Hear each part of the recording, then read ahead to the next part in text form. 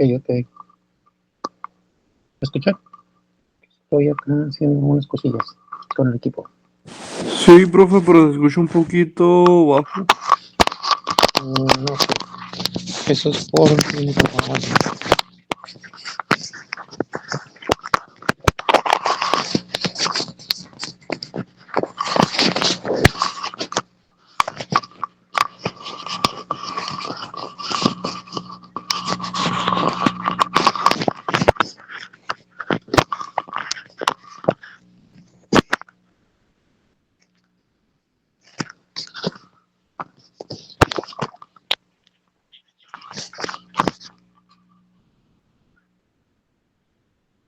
A ver, ok, espero que ya se oiga un poquito más claro. Sí, un poquito más. Ok, me subo el volumen pues. ¿Ahí? ¿Cómo se escucha? Sí, ya Uy, se escucha mejor. ok, sí tenía el volumen bajo. Muy bien, entonces vamos a revisar una serie de cositas. Vamos a ver cómo se fue desarrollando y cómo fueron haciéndose poco a poco los cambios de normativos, que eso es lo que queremos llegar al final. Y luego ya analizamos el cambio más drástico que tuvo nuestra normatividad, que fue en el año de 1995, cuando se modificó la ley de manera casi la totalidad de su estructura. Y vamos a ver cuáles fueron los cambios que se implementaron en ese tiempo. Y luego vamos a comparar el final ya con la actual. Y lo último que vamos a hacer, recuerden que tenemos 4 meses con esta materia. Entonces, lo último que haríamos sería ahora sí analizar, nos vamos a enfocar mucho en las infracciones y sanciones. Y vamos a analizar cómo se dan los supuestos de infracción y por qué. Vamos a citar tanto ley aduanera como código, porque eso sería una manera de prepararnos para lo que sería medios de defensa aduanera en el noveno. Vamos a tener ya un panorama de cómo está esa parte, para luego retomar el tema en lo fuerte que sería, y ahora sí analizar los recursos de los que podemos echar mano y hacerlo de manera adecuada. ¿De acuerdo? Entonces esa es la idea. Vamos a esperar a ver si se conecta más raza, que esperemos que sí. Bueno, pues estamos en casa y así no se conectan, que bárbaro, ya sería el colmo.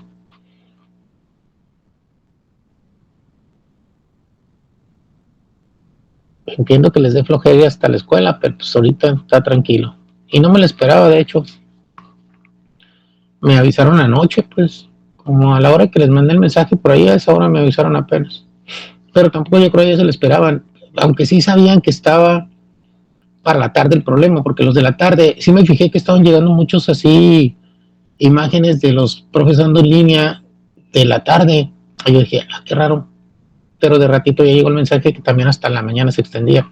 Entonces me imagino que las reparaciones empezaron desde la tarde o desde a lo mejor mediodía. Y se suspendió el suministro de agua y pues bueno, estar sin agua por los baños y todo eso en la escuela está grave. Entonces no podíamos estar allá, de hecho. Por eso se nos agravó. Bueno, tenemos también incluidos en la invitación a la coordinación, a Mario, y tenemos también por ahí a diseño, ¿qué? Diseño no sé qué, que es Carlos Rodríguez. Entonces, cualquiera de los dos puede entrar en algún momento a checar que estemos dando clase. Vamos a ver qué pasa. Sí, porque tiene que estar monitoreando las otras materias, me imagino. Entonces, puedo andar haciendo más cosas, no creo que nos acompañen por mucho tiempo, pero lo más seguro es que sí entre por ahí a monitorear a ver quiénes están conectados y demás. O sea, no solamente así como hace el pase de lista ya de repente presencial, también podría entrar por acá a ver quiénes se conectaron o quién no. El tema, si a ustedes les gusta la historia, el tema está simpático, el tema de hoy. Estaríamos hablando de, ¿cómo se llama? De temas de económicos y que tienen una cierta análisis político o más bien contexto político. Entonces está simpático. Hablaremos de un tema que a muchos les gusta, les lo conocen porque lo hicieron famoso la 4T y el presidente López Obrador, el famoso Fobaproa. ¿Qué tanto saben del FOBAPROA? ¿O qué han escuchado del FOBAPROA? ¿Qué es el FOBAPROA para ustedes?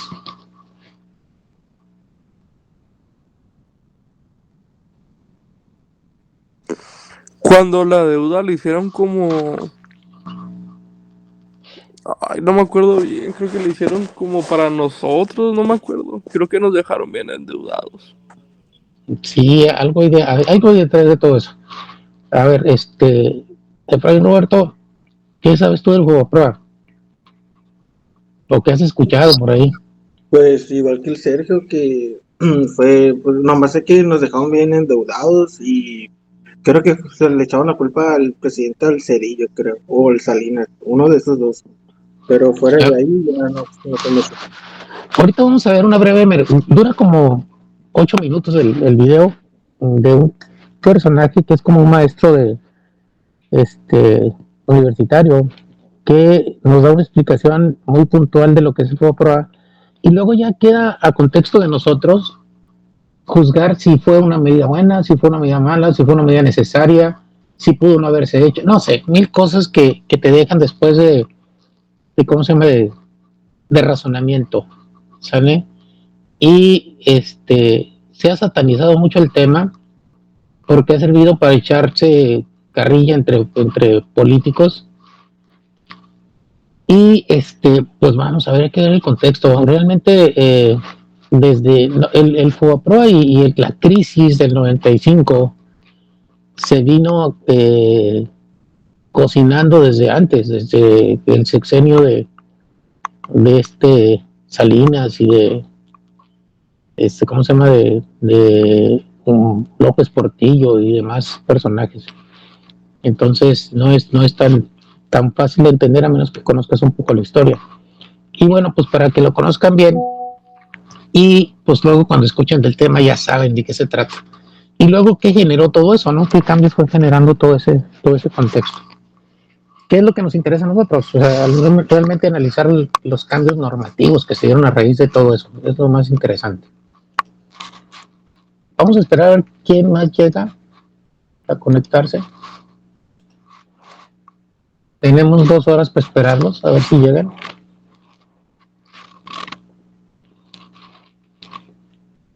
Y mientras vamos viendo qué onda.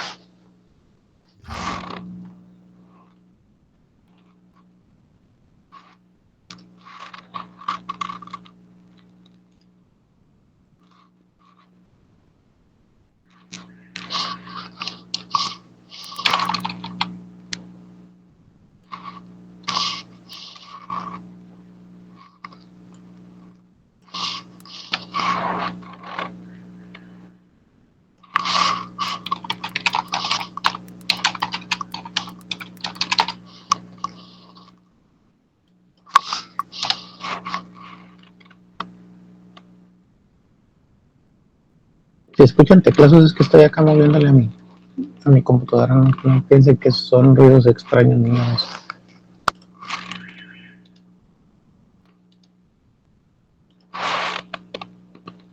Fíjense que el contexto que vamos a ver nos va a ayudar a entender también los cambios constitucionales en el sentido del artículo 131 constitucional, que ya lo hemos analizado, y yo creo que en otras materias también lo han analizado, en el sentido de ver por qué se proclamó como la ley suprema de toda la Unión a la Constitución y a los tratados internacionales firmados y autorizados por el Senado, firmados por el presidente y autorizados por el Senado. Yo creo que ya cuando terminemos de ver todo este rollo vamos a entender un poquito de esa parte, de por qué se considera de esa manera. Y miren, conocer ese tipo de cosas nos hace centrarnos aún más en entender las normas, por qué se hicieron los cambios y para qué se hicieron los cambios. Y si esos cambios han sido positivos o negativos.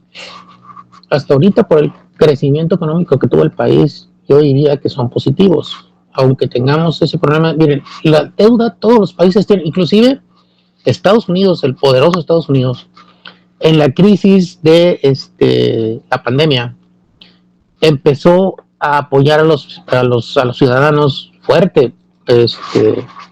Empezó Donald Trump y luego siguió, ¿cómo se llama? Biden, y ambos estuvieron expidiendo cheques para las personas para que se estuvieran recuperando y y pasara la crisis y no hiciera más mella todavía en la economía.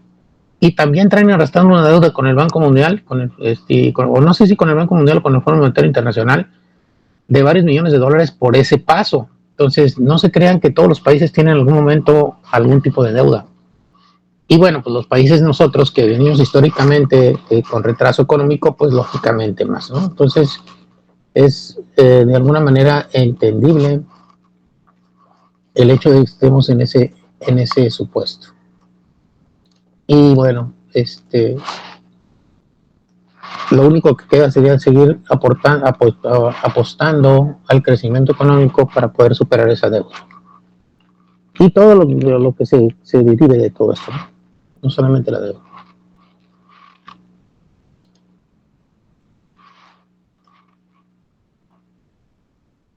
Y ahorita seguimos con la zozobra de que la presidenta dice que ella no cree que vayan a poner los aranceles, pero lo mismo decíamos al principio de los operativos de deportación y todo ese rollo, y que iban a afectar a la economía de los gringos y todo, pero al cuate no le importa un comino. Está haciendo los cambios a rajatabla, no importándole qué onda con lo que vaya a pasar después. Entonces, híjole, está miedo firmar algo que no sabemos qué va a pasar. Pero estamos a 2 días, profe, de saber. Sí, hay una declaración que hizo él, que va a ser el delegado, secretario, no es que cómo le llamen allá, el secretario de Estado que se va a encargar de la cuestión económica. Y dijo que se iba a pensar en gradualizarlos hasta por allá el mes de abril, pero eso no significa que no vayan a poner aranceles de entrada. Se habla, creo, de que se pretende ponernos un arancel del 15, del 25%, pero creo que Estados Unidos tomó la medida de aplicar a partir del 1 de enero un 10% a todos los países. Entonces, me imagino que es incluidos nosotros, que no sería tan gravoso, pero creo que va a ser gradual, 10% ya entrando febrero y luego un porcentaje más alto en marzo y hasta llegar al 25% en abril, si es que siguen las condiciones de la migración y demás, fentanilo y todo ese rollo, igual en México y no se hace nada. Entonces, y lo que sí es que esto sí lo debemos de entender. Hay varios críticos mencionando lo que lo debemos de entender no como una medida económica. El cuate no lo está viendo como una medida económica, lo está viendo como un latigazo, como los tomadores de circo, un latigazo a león para amansarlo, ¿no? Entonces, eso es lo que él lo está viendo como un castigo, pues no le valen gorro las consecuencias, que puede hacerlas durar un mes, 2 meses o un año, o sea, dependiendo de cómo esté su economía y luego vuelve a soltar. Entonces lo está viendo como un acicate, como una vara con la que le pegas al caballo para que se mueva más rápido, ¿no? Algo así lo está viendo, no lo está viendo como algo económico, no lo está viendo en ese sentido. Entonces es el estilo de gobernar de este señor. Entonces, en ese sentido, pues híjole, ¿qué les diré? Todo se puede esperar. Todo. Entonces, ¿qué onda? Y luego, aparte, imagínense, la mentalidad de ese cuate es tipo la mentalidad de 4T, proteccionista. O sea, quieren ser autónomos, quieren ser, producir lo que consumen. También Estados Unidos, que tiene muchas más posibilidades de hacerlo que nosotros. Pero, pues, ¿cuáles son esas medidas? Pues las medidas proteccionistas, las medidas de no dejar entrar al extranjero y que entre caro, y producir lo más que se pueda a nivel local para no importar. Esa es la mentalidad del proteccionismo en un gobierno. Y este señor es de ese tipo, o sea, él quiere hacer eso, pero es un pensamiento del año del caldo, pues, que ahorita ya no opera. Es más, ellos mismos tuvieron la culpa de que nos fuéramos globalizando con la implementación de entrada de la Organización de las Naciones Unidas y luego en inicio una que se llamó Organización Internacional del Comercio, que fueron los que empezaron a dictar las primeras medidas junto con el GATT, y que posteriormente el órgano desapareció y quedó solamente el Fondo Monetario Internacional con sus políticas, porque fue el monstruo, fue el que tuvo más cambios y demás, y hasta convertirse en lo que ahorita conocemos como la Organización Mundial de Comercio. Entonces, ha sido él mismo echó a donar el balón y ahora lo quiere detener. Entonces es muy complicado. Ya todos estamos enrolados. Estamos hablando de casi 170 países metidos en este rollo. Entonces no es vamos, no es algo leve, no es algo que se pueda revertir tan fácil. Pues va contra la corriente, al igual que queremos ir nosotros aquí en el tipo de gobierno que tenemos, ir contra la corriente, que es algo que no puedes ir contra la corriente mundial porque te arrolla, ¿no? Son muchos más países creciendo al ritmo y haciendo sus medidas multilateralistas y de libre mercado, contra dos que quieren hacer un cambio raro, ¿no? Entonces está simpático esto. Vamos a ver en qué termina.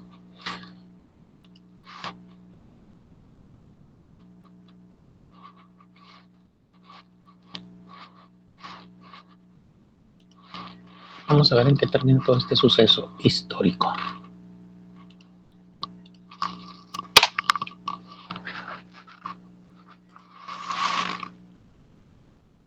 Dice, fue tan dura la crisis del 95, cuando entró el FOBAPROA, que se habla de hasta personas que se suicidaron en ese contexto, apresionados por las deudas que tenían.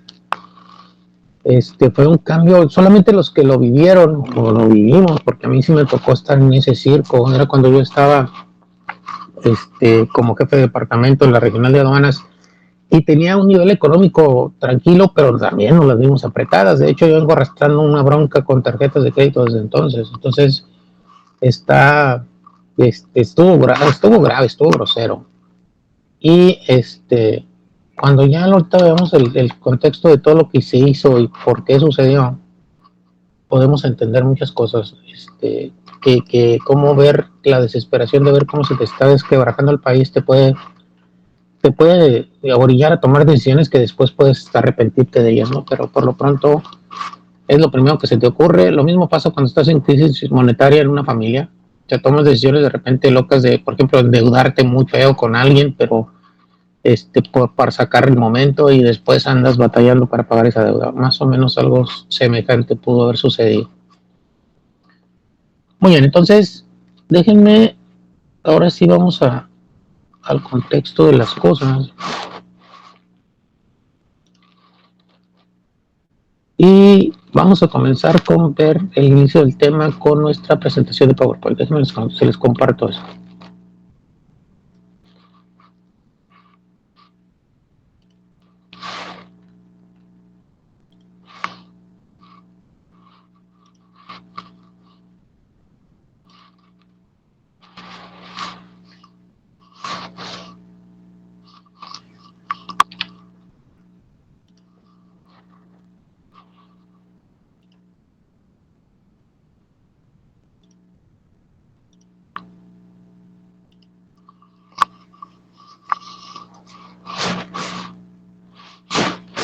Muy bien, bueno, espero que tengan la presentación en pantalla.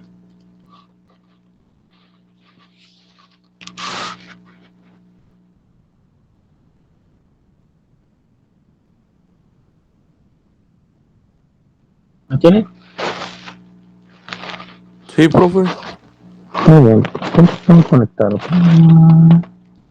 Okay. Más o menos andamos ahí en el campo. Ok, chicos, entonces vamos a hablar de esta crisis financiera de 1994. Miren, muchos le llamaron el error de diciembre, pero a ver, primero les voy a poner un poquito en contexto de por qué nos orillamos a esas decisiones. Veníamos arrastrando a una administración que venía en cierto mundo o en cierta forma planeando el desarrollo de México en función del comercio exterior, es decir, Carlos Salinas de Gortari, el presidente anterior, y Miguel de la Madrid, el anterior a él, fueron desarrollando primero Miguel de la Madrid afiliándonos al GATT en 1986.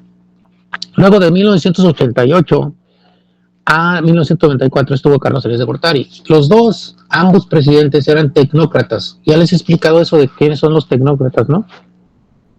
¿Sí recuerdan?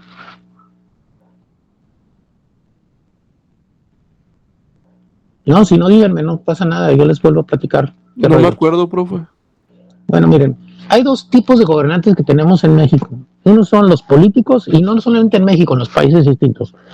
y otros les llaman tecnócratas. Los tecnócratas son gente que gobierna con un estilo más científico, utilizando más las cifras y normalmente son gente muy conocedora del ambiente macroeconómico. Los tres, Miguel de la Madrid, Carlos Salinas de Gortari y Ernesto Zedillo, fueron economistas, fueron tres tecnócratas seguiditos que estuvieron gobernando el país por 6 años, ¿no? En ese contexto, Miguel de la Madrid se dio cuenta que estábamos cayendo en una crisis horrible que fue en el 82 con la administración de José López Portillo, que igual y empezó a gastar mucho dinero, privatizó la banca para poder manejar el dinero a su antojo, manejaba el dinero del Banco de México como le daba su regalada gana, y estuvo comprando los votos de la gente a través de dádivas parecidas a las que hay ahorita, pero aquellas fueron canalizadas al área rural. ¿Por qué en ese tiempo al área rural? Porque el área rural era más grande que la urbana. Entonces, ¿a quién tenía que convencer para tenerlos endiosados y que tenían menos información sobre todo?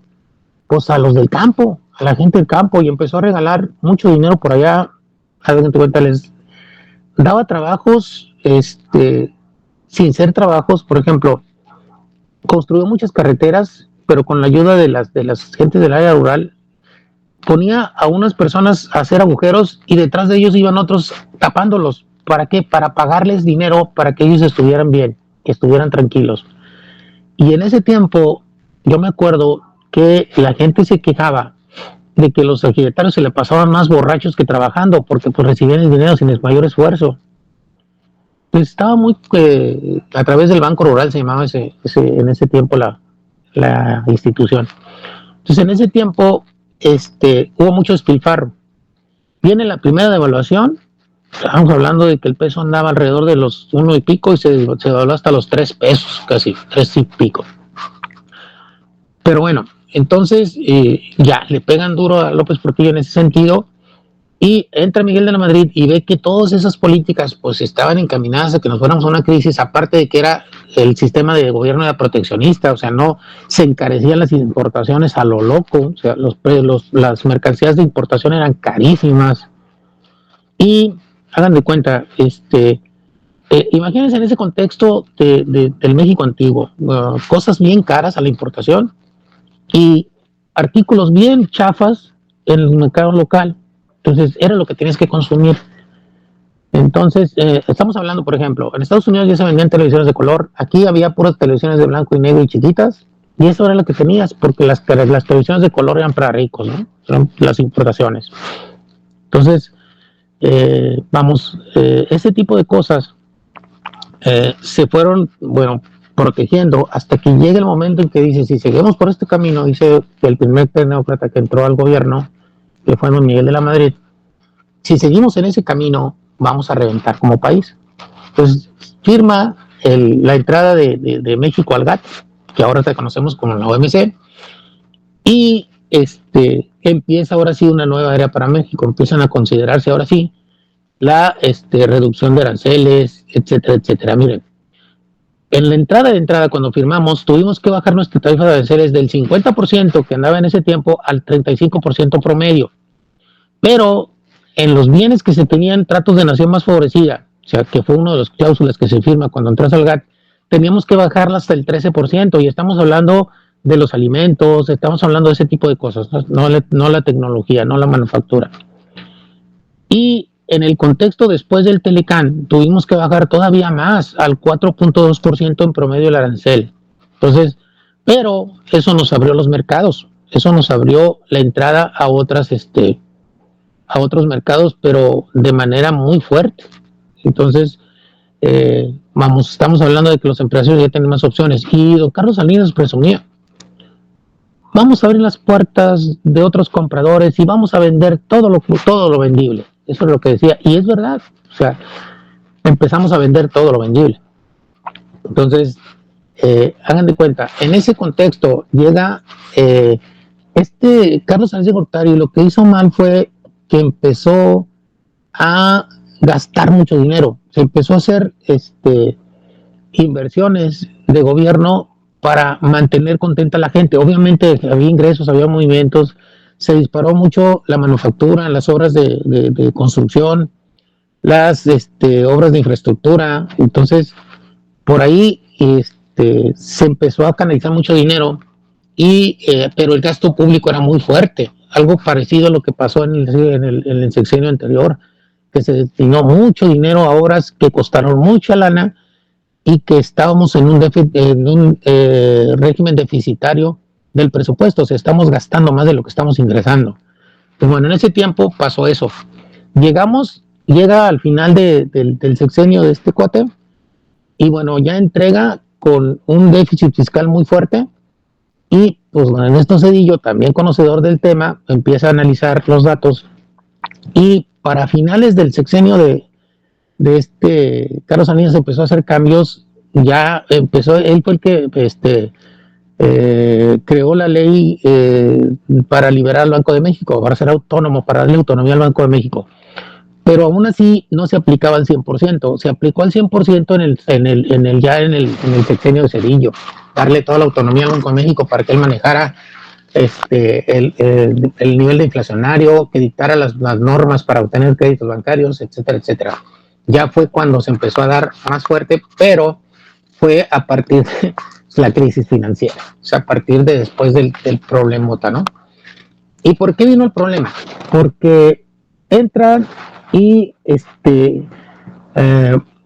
se les ocurre que una buena medida para que incrementar las exportaciones era devaluar el peso, y lo devalúa de 3.40 a 7.20 por dólar.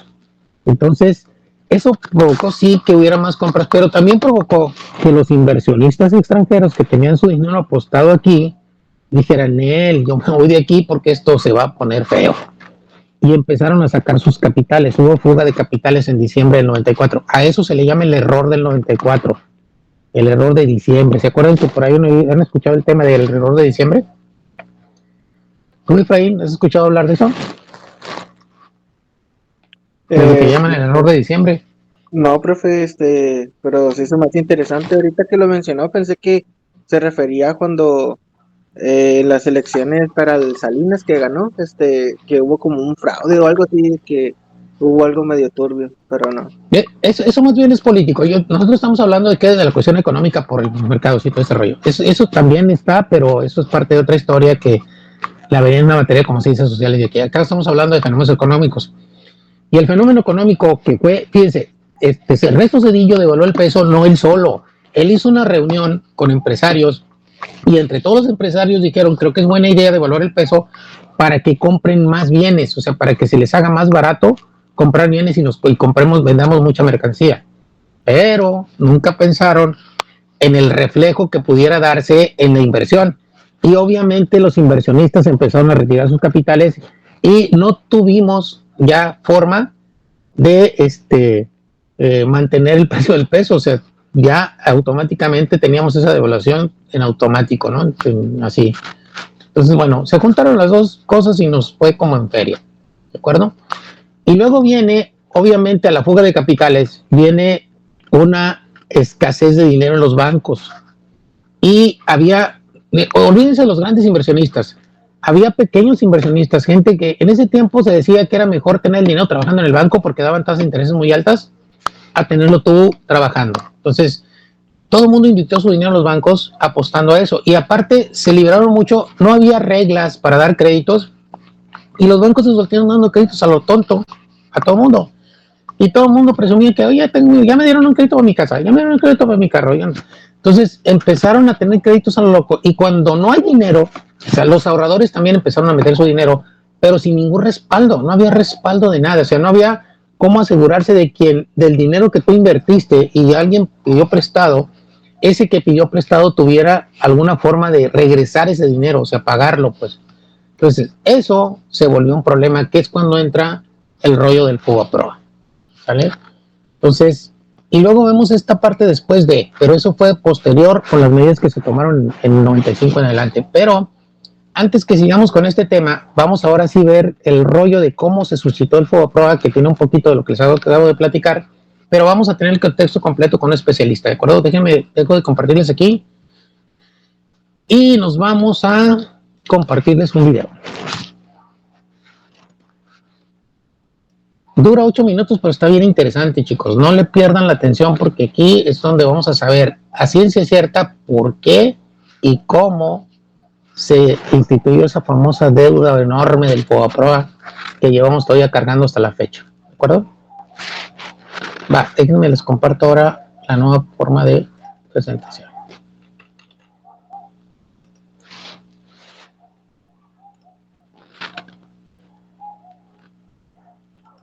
Voy a cerrar mi micrófono porque no hay ruido externo y vamos a correr el video.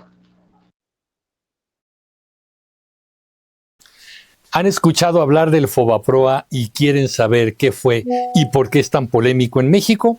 Hoy les explicaré qué pasó con el Fondo Bancario de Protección al Ahorro, cómo surgió, los errores que se cometieron y cómo sigue afectando a nuestro país décadas después.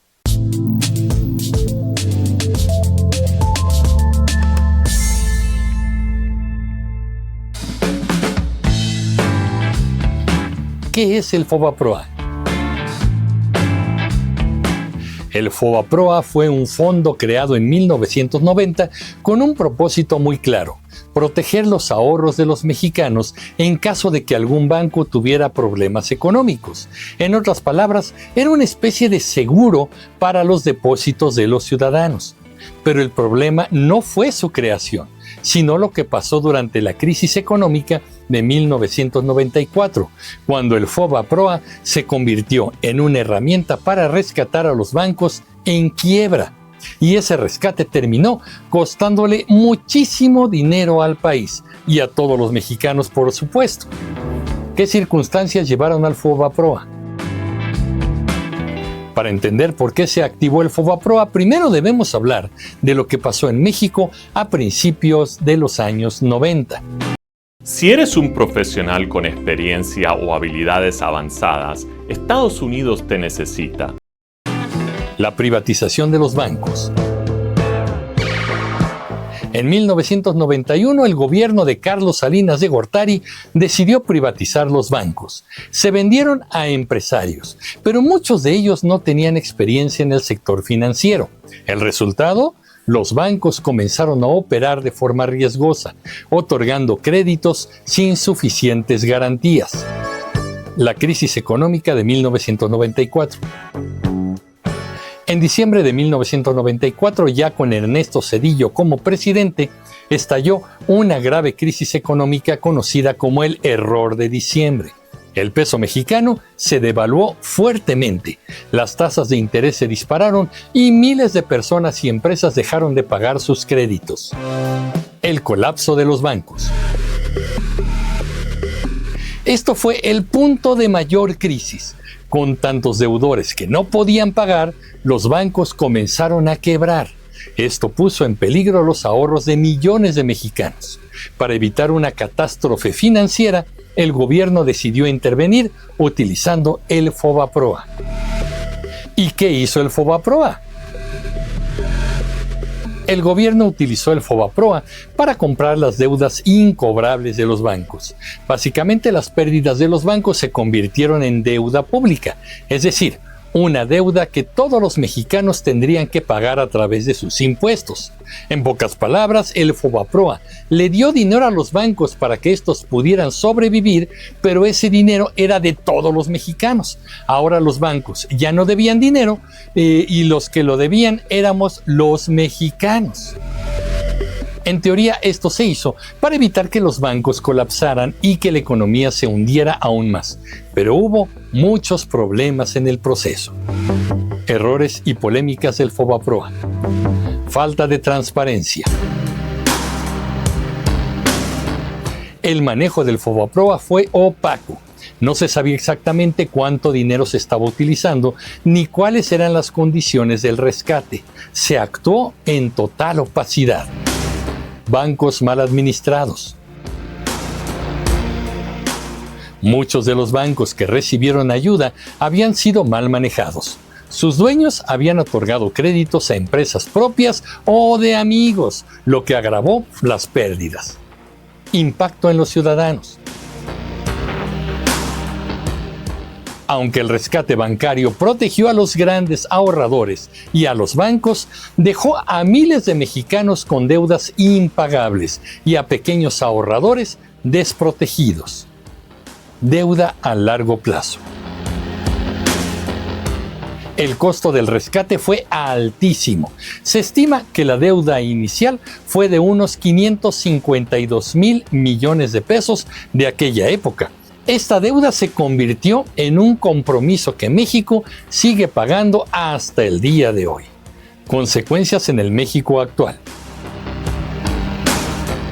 El Fobaproa dejó una marca profunda en la economía y la política mexicana. Aquí, algunas de sus principales consecuencias.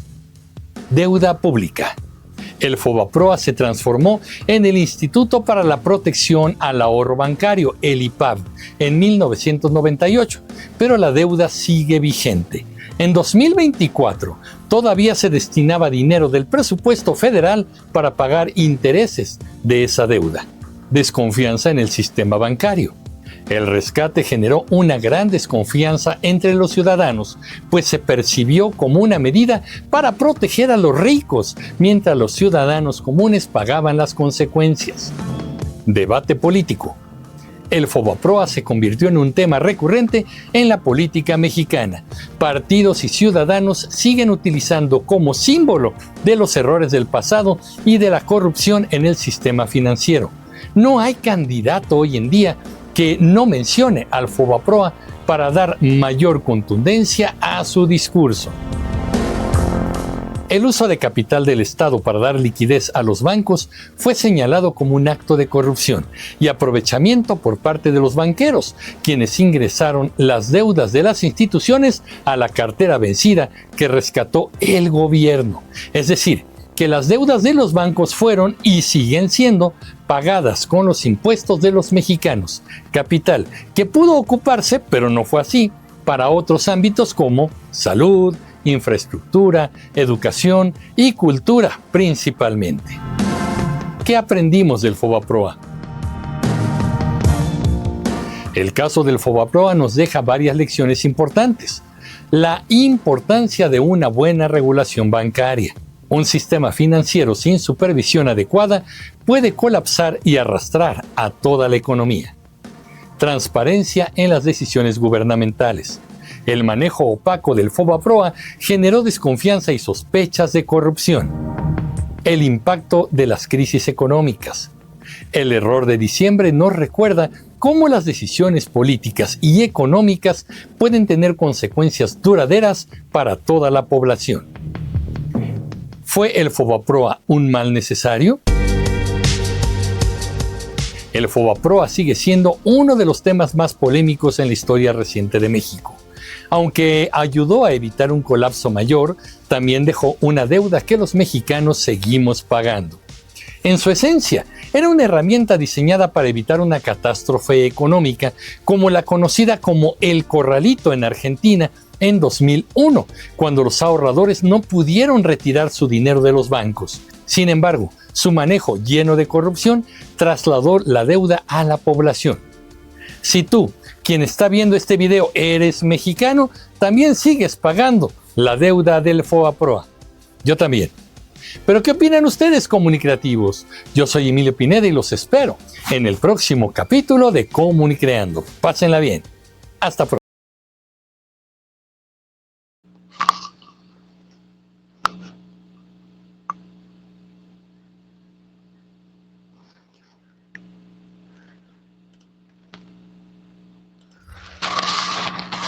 Muy bien, chicos. ¿Cómo ven toda esta historia? ¿Sabían algo de esto?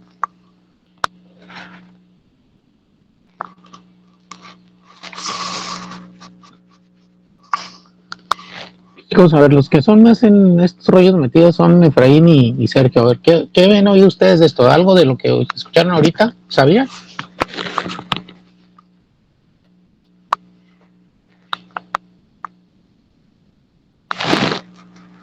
Ya me dio una refrescada. Ok. Efraín, ¿tú qué dices? Igual, pues ya ahorita como que ya le agarré así la onda. La idea es que tengamos la información más clara y bueno, que tengamos una opinión propia, pues que no dejemos que las ideas de otras personas que quieren obviamente lograr algo con eso, o sea, todos los que hacen uso faccioso del Fobaproa lo hacen porque quieren algo, o sea, lo hacen porque están persiguiendo algo para ellos, no porque quieran algo para nosotros. Entonces, para convencernos y sigamos su juego y sigamos caminando en su rumbo, eso es lo que los políticos hacen. Ahorita tenemos, desgraciadamente, a partir del sexenio pasado, no tenemos tecnócratas gobernando, tenemos políticos. Y los políticos tienden a tomar decisiones muy extrañas, igual de polémicas y normalmente muy desastrosas por las experiencias pasadas que ya tuvimos. Entonces, bueno, a pesar de todo esto, fíjense bien, a pesar de haber recibido tanto vapuleo, en el sentido de recibir tantas condiciones adversas, Ernesto Zedillo empezó a implementar medidas y, por ejemplo, crecimos a partir de todo eso, crisis y demás, a partir de la devaluación y lo que sea, crecimos en un 5.1% y en promedio todos los años de Ernesto Zedillo hasta el 2000 crecimos al 7% anual. Un crecimiento que no ha alcanzado ningún presidente de los posteriores, ninguno. Y estamos hablando de que el año pasado fue el peor, porque ni siquiera crecimos, o sea, nos contrajimos, no sé cómo se diga correctamente. Hubo contracción económica. Entonces, ahorita estamos en el veremos si tenemos crecimiento o no en este primer mes o bimestre de este año, que sería enero-febrero.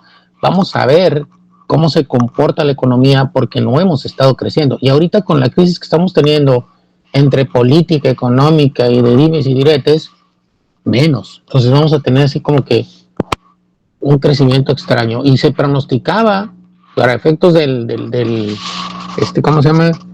En la programación de gastos de este año, que sería la ley de ingresos y la ley de egresos, en este caso la ley de ingresos, un crecimiento económico de mínimo 2.5%, que yo dudo mucho que por lo menos en este bimestre lo alcancemos, lo dudo, pero bueno, vamos a ver qué pasa, todo puede suceder. Y bueno, eso es lo que quería que analizáramos en esa parte. Luego vienen ya ahora sí los ajustes a partir de 1986, 93, 97. Vamos a ver qué se fue haciendo. Por ejemplo, primero, el primer cambio fue que ingresamos al GATT en 1986 y eso nos hizo acelerar la economía, nos hizo que entrábamos en el contexto mundial, ahora sí que a la misma velocidad de todos los demás, ¿no? Y algo que Carlos Salinas decía, vamos a vender lo vendible, se empezó a dar, ¿no? Empezamos a vender todo lo que se podía a muchos países, no solamente Estados Unidos y Canadá, a muchos otros países. Estamos hablando de Venezuela, Colombia, Costa Rica, Guatemala, Panamá, todos esos países tenemos acuerdos comerciales con ellos. En algunos casos no son tratados, pero sí son acuerdos. Tenemos acuerdos con Argentina, tenemos al ADI, pues al ADI ahorita como 12 países de América Latina, los más importantes, Brasil, Argentina, Colombia, Venezuela. Venezuela ya no tanto porque cayó mucho comercialmente hablando, pero en su momento pues era una potencia comercial, de hecho sobre todo porque tiene unos yacimientos petrolíferos como 5 veces más grandes que los mexicanos, entonces esa es la gran diferencia. Y ellos sí tienen refinerías construidas y demás, o sea, ellos sí refinan su propio combustible. Entonces, bueno, está, como eso se lo acabaron, pues el régimen socialista de Venezuela le partió horriblemente la economía al país. Pero bueno, luego viene el periodo 1993-97. Se estuvieron eliminando aranceles. Miren, aquí les puse la cifra. Más o menos 1.200 productos tuvieron que liberarse. ¿Saben? Entonces, tuvimos que liberar aranceles para esos productos. ¿Por qué? Porque era la medida de nación más favorecida a la que tuvimos que entrar forzosamente al firmar. O sea, le tuvimos que dar las mismas facilidades a todos los países que nos daban ellos a nosotros, ¿de acuerdo? Entonces, había que ser recíprocos en ese sentido. Ok, un movimiento clave fue en 1993, que estaba a punto ya de salir Carlos Salinas de Gortari, le dio un cambio a la ley de inversión extranjera para poder fomentar el ingreso de capitales, o sea, para poder que entrara dinero a México, ¿cómo se llama? Con mayor fluidez, con que tuviéramos más inversión de países extranjeros en nuestro país. Que a la fecha esa ley de ingresos, esa ley de inversión extranjera nos ha dado beneficios en ese sentido.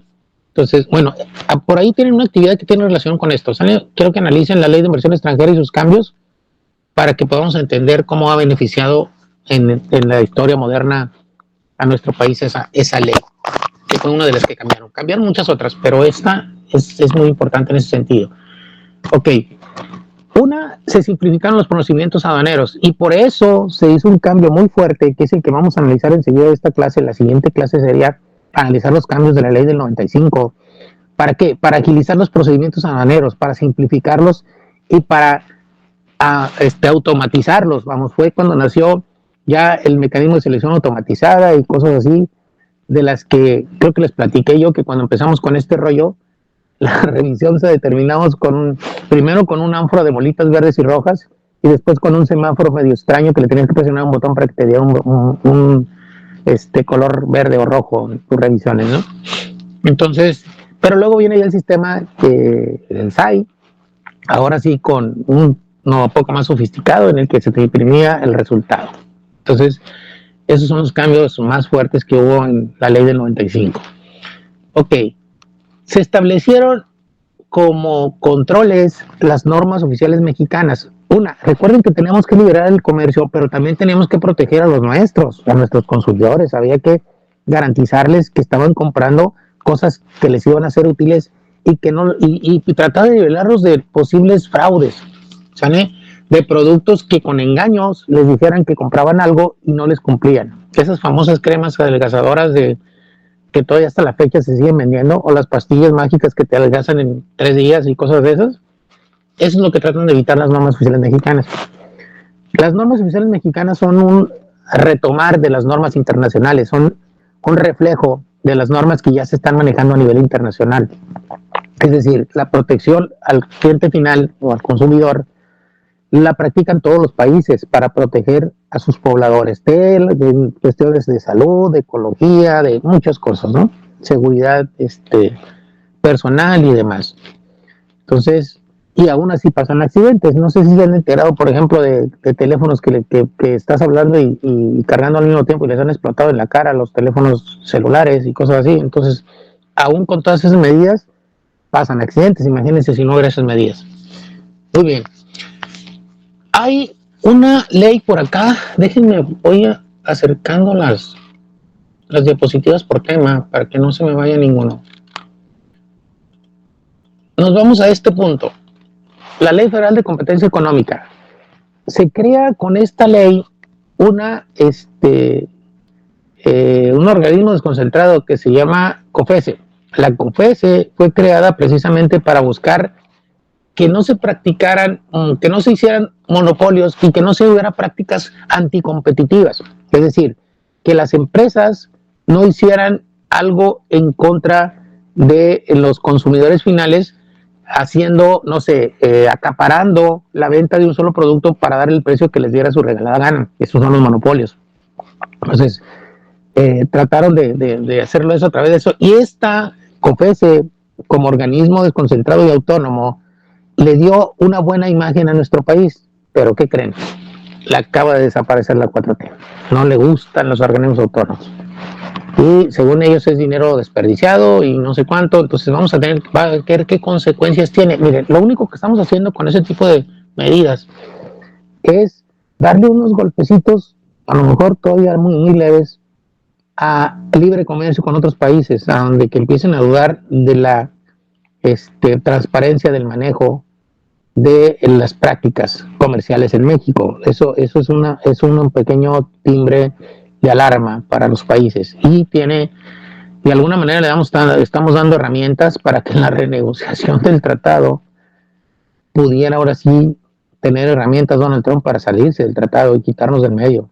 Entonces está peligroso. Ahora, no es tan fácil que nos salgamos o que Estados Unidos se quiera salir del tratado porque beneficia a los dos países. Aquí el riesgo que corremos es que en esa renegociación nos dé vuelta y salga más beneficio a Estados Unidos que nosotros. Miren, cuando los países empezaron a hablar de el GATT, los primeros beneficiados hagan de cuenta, las principales medidas de liberación comercial eran sobre las manufacturas. ¿Y a quién benefició más en ese tiempo la economía mundial a los industrializados, a Estados Unidos, Rusia, Francia, a los fuertes, pues China, los que tenían la manufactura más desarrollada. ¿Por qué? Porque ellos eran los que tenían, ahora sí, podían vender sus artículos con aranceles bajos, y pues los otros ni tenían que comprar. Lo único que hicieron fue, pues, aparte, una de las medidas más fuertes fue que lo que eran alimentos, todas las materias primas, fueron las que más disminuyeron aranceles. Entonces, los fuertes, los poderosos, se crearon con este GATT una medida para obtener materia prima barata, alimentos baratos, y empezar a darle vuelo a la venta de sus manufacturas a los países que no teníamos manufactura. En ese tiempo nosotros estamos en ese papel. Entonces, igual aquí lo que podría pasar es eso, que nos den una maroma y que empiecen a sacarnos las cosas que necesitan ellos más baratas y a nosotros nos castiguen metiéndonos cosas complicadas y técnicas que producen allá más caras. Eso podría ser un riesgo, pero bueno, vamos a ver qué sucede con todo esto. Ok, vamos al siguiente tema, que en este hablamos de modernizar los procedimientos aduaneros.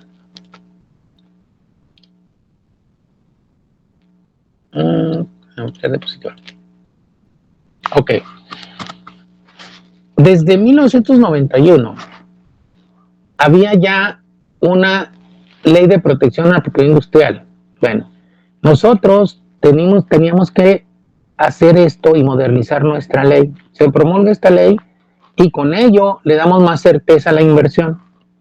Esta ley se actualizó en 1994, pero se vino aplicando ya un poco más, con más dedicación a partir del sexenio de Ernesto Zedillo, de diciembre de 94 en adelante. Ernesto Zedillo, mire, Carlos Salinas de Gortari termina su gestión en 1994 con ya el tratado firmado. A él le tocó firmarlo y ¿cómo se me ponerlo en vigor en el año 94? Primero lo firmaron en diciembre del 93 y entró en vigor el 1 de enero de 1994. Ya estaba implementado. Pero había que actualizar muchas cosas. Por ejemplo, la propiedad intelectual era algo muy importante para los países, es decir, que se evitara la piratería, pues, y el robo de ideas, sobre todo en el área industrial. Entonces, con esta ley ya le damos un poco más de seguridad a los países para poder hacer un intercambio comercial un poco más parejo, pues, más en el mismo nivel de intercambio. Ok. En esta fecha se actualizaron muchas disposiciones legales, las que tienen que ver con turismo, ferrocarriles, transporte aéreo, puertos, transporte terrestre, petroquímica, electricidad, telecomunicaciones, satélites, aduanas y las cuestiones del cambio de moneda, suministro de agua, porque recuerden que todo esto lo necesitan las empresas cuando empiezan a trabajar. También se hicieron cambios muy importantes en el manejo de la estructura financiera del país. Y la minería, entre otros, fueron los más importantes estos temas. Todas estas leyes se modificaron y empezaron a actualizarse para la modernidad de los tratados. Luego, aquí es donde se hace el cambio que después fue polémico en la Constitución, en el sentido de darle el mismo rango de importancia a las leyes que a los tratados. Que hasta la fecha sigue ahí la polémica de que los tratados están por encima de la ley y bla, bla, bla. Pero eso más bien aplica a los tratados que tienen que ver con derechos humanos. Los tratados comerciales son muy claros en el sentido de los límites de aplicación. Entonces no entramos en esa polémica porque muchos abogados se pelean ahí en ese sentido. Bueno, ¿qué se quería con esto? Poner en el mismo rango de importancia a los cambios comerciales en los tratados, firmados en los tratados, que a la Constitución, para que no hubiera ahora sí, dudas de aplicación por los jueces, ¿sale? Entonces, esa era la intención más bien, evitarle las dudas de aplicación a los juzgados. ¿Para qué? Para que fueran más claros y más rápidos en las resoluciones. Eso fue el cambio a la Constitución, eso persiguió el cambio constitucional del 131, cuando dice, esta Constitución, la ley del Congreso de la Unión que emanen de ella, y todos los tratados celebrados y que se celebren por el presidente de la República serán la ley suprema de toda la Unión. Ese cambio fue el que dio mucha polémica y es al que nos referimos aquí en esta parte. ¿De acuerdo? Ok. Vamos, ¿a dónde vamos por acá? Ok. Muy bien. Entonces, todos esos cambios, chicos, fueron los que se implementaron y se trajeron a colación para que desarrollara México su política económica y su economía durante el sexenio de Ernesto Zedillo. Y dio excelentes resultados. Les decía que fue un crecimiento del 7% mensual, bimestral, perdón, del PIB, que nadie ha vuelto a alcanzar, nadie. El más tontejo de los desarrollos del Producto Interno Bruto lo tuvimos en el sexenio de Peña Nieto.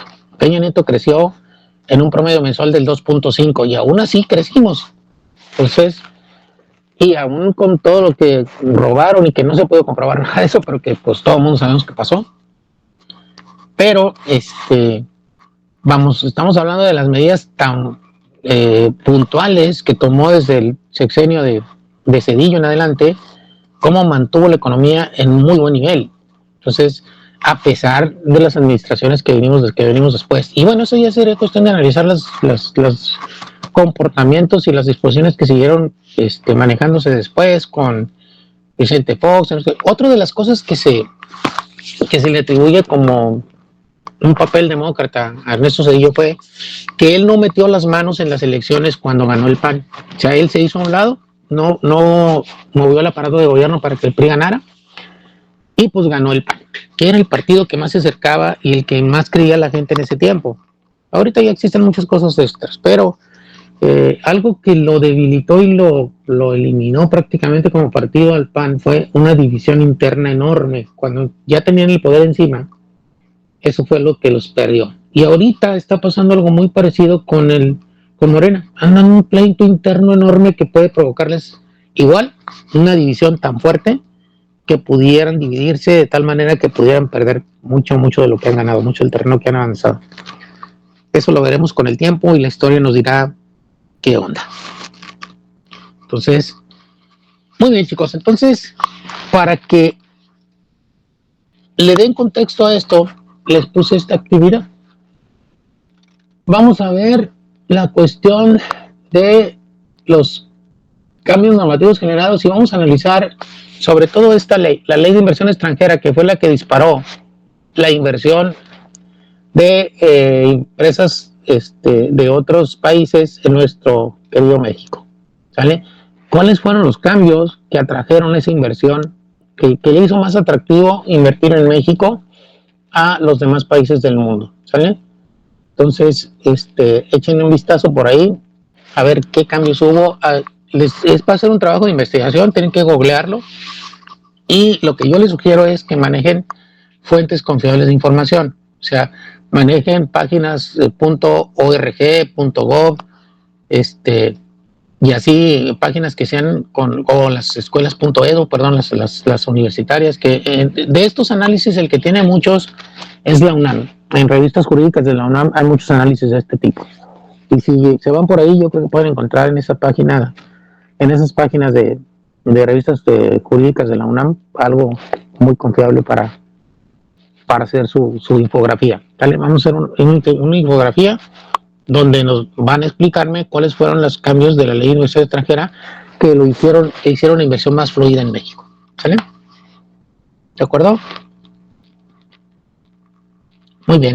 A ver, preguntas, comentarios de todo este tema, porque tiene mucho entre política, entre analítica, etcétera, etcétera, que miren, por eso cuando yo les digo de cosas críticas al gobierno, no es que esté en contra de Morena totalmente, sino más bien, no en contra del partido, más bien en contra de los procesos y las cosas que están haciendo. Eso es lo que, por ejemplo, miren, ya se tuvo una Dirección General de Aduanas que se volvió todopoderosa y corrupta en hace muchos años, y a mí me tocó deshacerla. Entonces me tocó como auditor ponerle un alto a todos los corruptos que había en la Dirección General de Aduanas, que se vino arrastrando a la que era Administración General de Aduanas, que es la que ustedes conocieron cuando al principio empezaron a ver las cuestiones de comercio exterior en su carrera. Y luego revertimos ese cambio después de haberle acotado mucho los poderes a una dependencia que era súper corrupta. Y con la acotación de poderes, la distribución y luego las áreas supervisoras que se crearon alrededor, bajó muchísimo la corrupción. De repente la volvemos a convertir otra vez en ANAM, el todopoderoso ANAM, que ahora hace todo otra vez como lo hacía la Dirección General de Aduanas y luego la Administración General de Aduanas.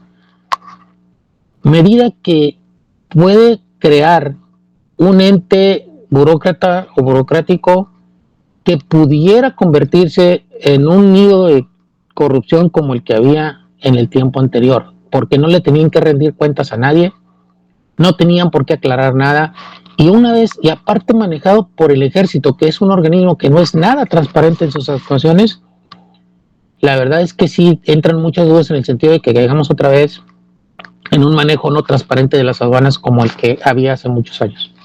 Entonces, ese tipo de cambios, por ejemplo, a mí no me gustan por la historia que yo viví. A mí me tocó deshacer ese nido de corrupción y, por ejemplo, de repente les he platicado que embargamos un vagón de dólares y luego me preguntan que si no me eché unos dólares en la bolsa. Miren, si yo me hubiera echado unos dólares en la bolsa o hubiera aceptado algunos de los sobornos que me ofrecieron en algún momento de la vida, pues no estaría aquí todavía trabajando y teniendo que dar clases para subsistir.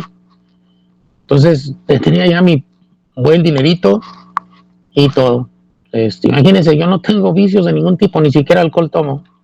Si yo hubiera tenido dinero, pues no lo hubiera gastado, no lo hubiera tenido todavía para mucho tiempo. Entonces, desgraciadamente yo fui de los que se pusieron la camiseta de funcionario limpio y transparente, y pues gracias a eso yo puedo pasearme por todas las aduanas de la República donde estuve, que no han sido poquitas, más o menos como unas 10 aduanas, y puedo pasearme con mi cara en alto sin que nadie pueda acusarme de haber sido en algún momento hasta inclusive tapadera de corrupción, porque yo llegué a levantar actas, muchas actas de gente corrupta, inclusive aquí en Mexicali me descabeché a 2-3 funcionarios corruptos cuando estaba dentro y me di cuenta de maniobras extrañas que hacía. Sí llegué a levantar actas también.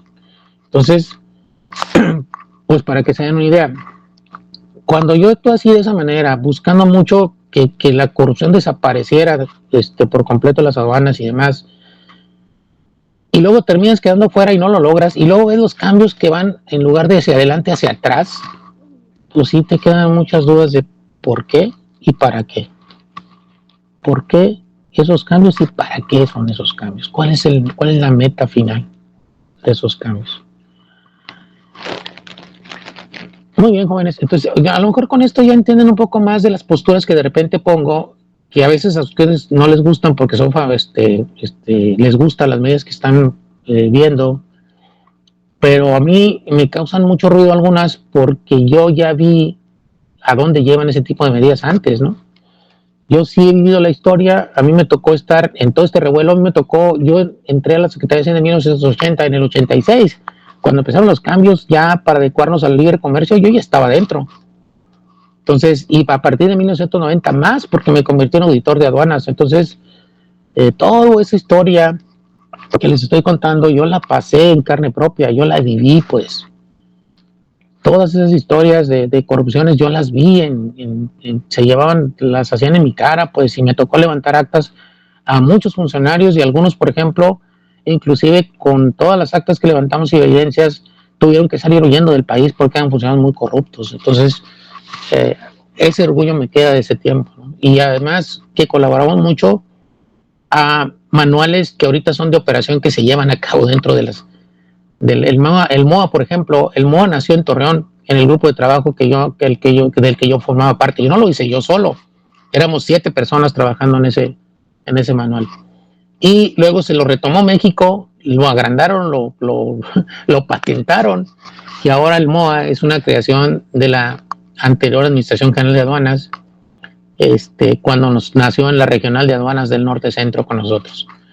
Y así hay varios procedimientos que están ahorita vigentes, que nosotros empezamos a crear las medidas para irlos haciendo transparentes. Entonces, pues esa parte del orgullo de trabajar y de hacer las cosas bien es la que me sigue soportando. Y yo tengo, por ejemplo, no sé si todavía una de mis computadoras viejas tenga por ahí los archivos que fueron el origen del manual de operación aduanera, por allá cuando lo estuvimos trabajando al principio. Por ahí debo tener archivos viejitos guardados. Entonces, pues eso me da como que cierto grado de autoridad para poder hablar de los temas y poder dudar de muchas medidas que aparentemente son buenas y que al final de cuentas terminan convirtiéndose en un camino fácil para la corrupción y el mal manejo de cifras y de cosas. Bueno, chicos, entonces, pues de mi parte sería todo para esta clase. Déjenme ver qué hora es, porque hay que nombrar lista también. Aguántenme. ¿Ya tomaron nota de la actividad? Y luego de aquí vamos a pasar ahora sí al cambio normativo importante que fue la ley del 95, que estuvo muy interesante todo el rollo. Que fue la que a mí me tocó aplicar cuando era auditor de aduanas. Esa ley del 95.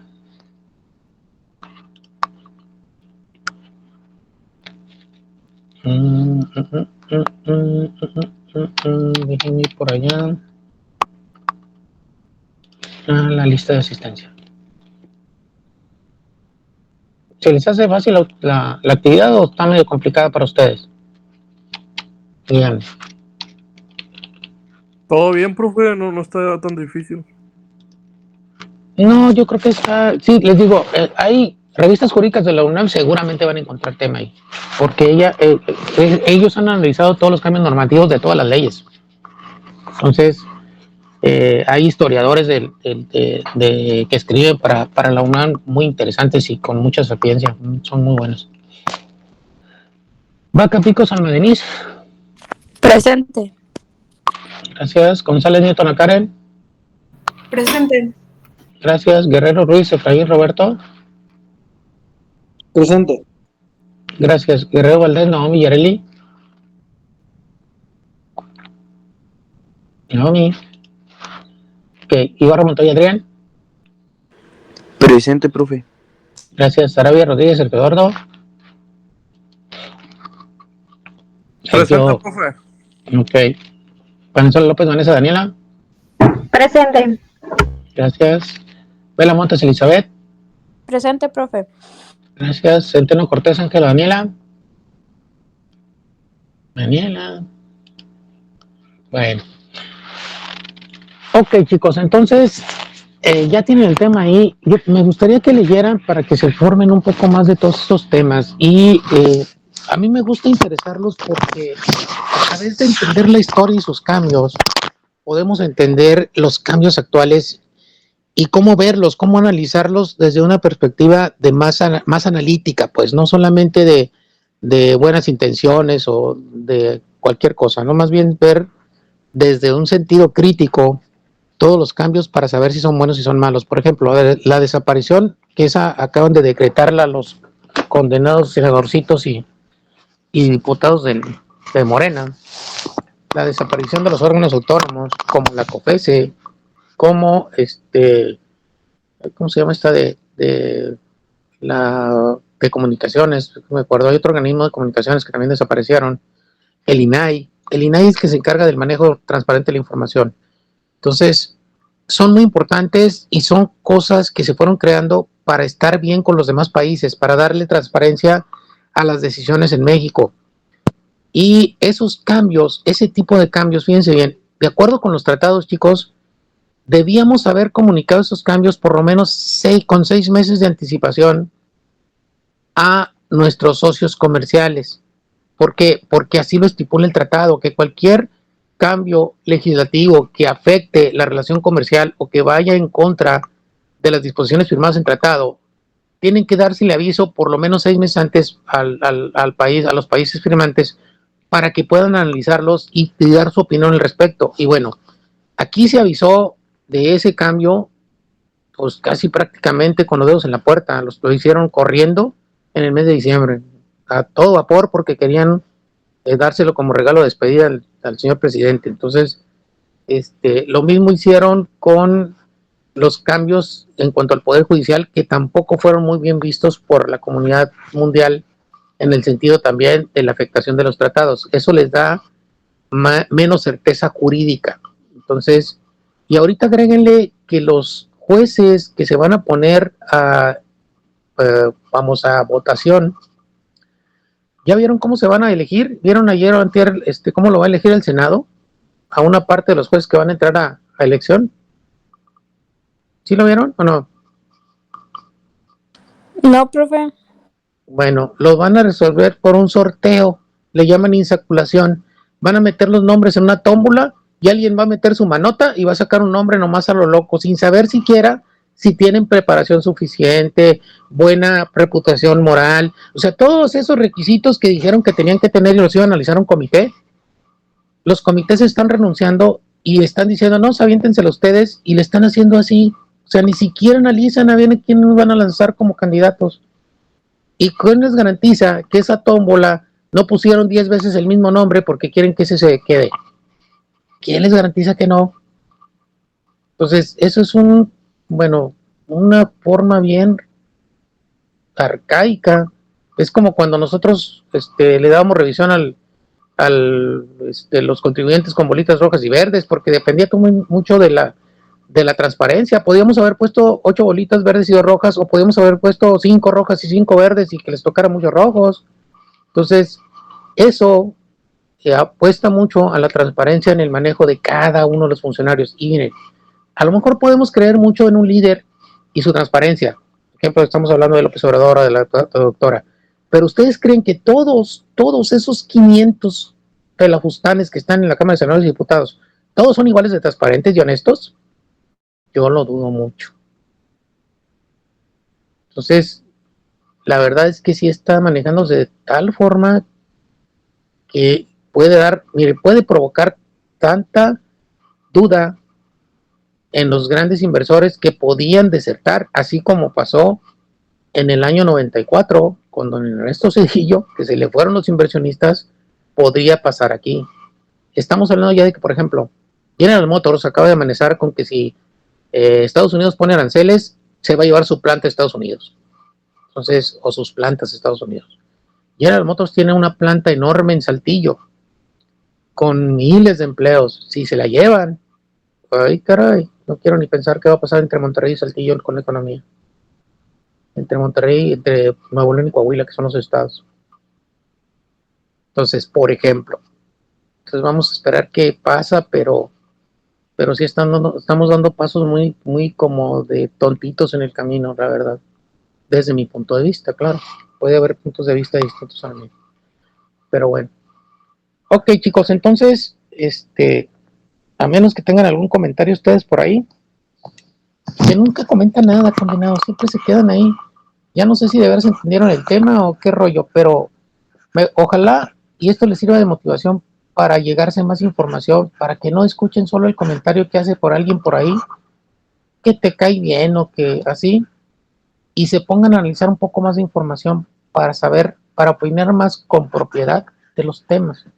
Y recuerden que ya están a punto de convertirse en profesionistas. Pues estamos hablando de ya nomás 4 meses más y van a ser licenciados en comercio exterior, y como tales, pues hay que tener ya ahora sí las bases para empezar a madurar, pues tanto de manera personal y mental como profesional, porque ya vamos a entrar en una etapa distinta de la vida. Pues vamos, aunque miren, el otro día estaba escuchando una psicóloga que le preguntaron que si en verdad la madurez mental se alcanza a los 18 años, porque se supone que ese tope de mayoría de edad lo pusieron para efectos gubernamentales algunos científicos en algún momento de la vida, que decían que a los 18 años ya el ser humano ha alcanzado su madurez mental. Y se rió la psicóloga.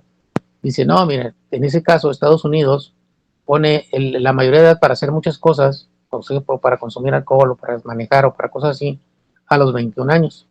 ¿Por qué? Porque todavía a los 21 años apenas estás alcanzando en algunos momentos de la vida la madurez. Entonces, pues realmente la madurez a veces no nos llega ni a los 30 años. Entonces, es una medida pues tomada no desde el punto de vista de un análisis de individuos en promedio o cosas así, más bien está tomada en función de decisiones públicas de gobiernos. Está interesante. Entonces, ojalá y ustedes empiecen a madurar mentalmente más rápido y empiecen miren, todo este tipo de cosas los pueden encontrar en YouTube, en así, videos, historiales, documentales, muy interesantes. Y eh,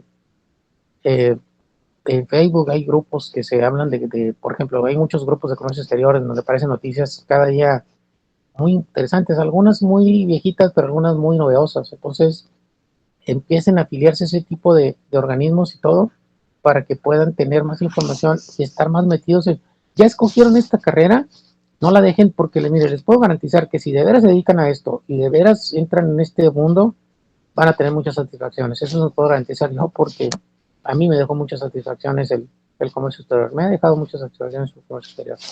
Y espero que no termine, que pronto siga teniendo más satisfacción. Pero una de las grandes satisfacciones es poderles compartir lo aprendido durante 65 años de vida. Entonces, espero que lo que les cuento los motive un poquito y los ponga a pensar en prepararse más fuerte. ¿De acuerdo, chicos? Sí, profe. Muy bien, pues de mi parte sería todo. No sé si tienen algo más que comentar ustedes. Profe, me dice mi hermana que le mandó saludos Eric de Gama, del área de Gama. Ajá, Ah, ya, sí, sí, sí. Buen amigo también. sí, que le mandó saludos. Sí, y él les va a ser, yo creo, de los que les va a tocar capacitar. No, dile que me tocó Capacitarlas a ellas. que le está tocando trabajar con él. Sí, sí, sí, pues es que ya tiene rato manejando los gamas. Él se fue a un curso de capacitación a México antes y luego ya tiene como año y medio, 2 años ahí trabajando con gama, entonces ya tiene un poquito de colmillo. Es buen muchachito. Me regresen el saludo, por favor. Sí, profe, de su parte yo le digo. Gracias. Y espero que les esté yendo bien. Sí, aquí ya se va a ir a trabajar apenas. Así andas, corre y corre cuando estás ahí, ya lo sé. Bueno, ¿y qué pasó si las dejaron juntas o no? Oh, no, ahorita están separadas. Y que Paulina ya, pero, está de 9 a 6 en almacén y Carmen en la ZBB. En la ZBB. órale. No, pues a ver qué pasa para el turno siguiente. No sé cuándo van a cambiar de turno. La siguiente semana, cada semana los cambian. Ok, sí, es normal, pues miren, esos cambios de turno se supone que son para que no crees intereses, para que no te pongas de acuerdo con alguien, porque ya sabe que tú estás a esa hora siempre. Entonces, por eso lo hacen, por eso cambian todos los turnos para que no te puedas poner de acuerdo con nadie para hacer alguna tracalada. Eso es muy normal. Parte de las medidas de control. Eso hacía yo también. Sale, chicos. Muy bien, chicos, pues me gusta estar con ustedes en esta mañana y esperemos que la próxima clase sea presencial. Nos vemos mañana en la otra virtual, pues más cortita, la de estudio por exportación. ¿Sale? Sale, Sí, profe, buen profe. día. Bye, Dale. profe. Cuídense Bye, mucho. profe. Bye, Bye, bye. profe. Igualmente.